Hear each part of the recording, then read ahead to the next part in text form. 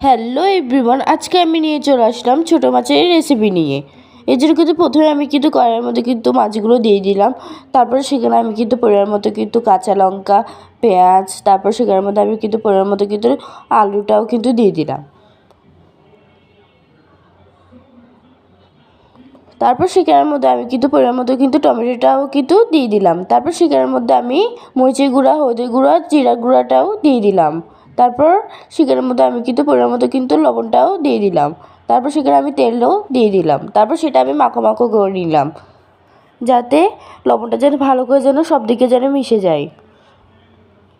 এবার হচ্ছে সামান্য পরিমাণ আমি পানি দিয়ে চুলায় বসিয়ে দিলাম। এবার হওয়ার 5 মিনিট আগে সেখানের মধ্যে আমি ধনেপাতা দিয়ে দিলাম। এই তো আমাদের রেডি হয়ে গেল ছোটো মাছের রেসিপি। ভালো লাগলে চ্যানেলটা সাবস্ক্রাইব করবেন আর লাইক করে দিবেন। সবাই ভালো থাকবেন, সুস্থ থাকবেন। দেখা হবে পরের কোনো ভিডিওতে।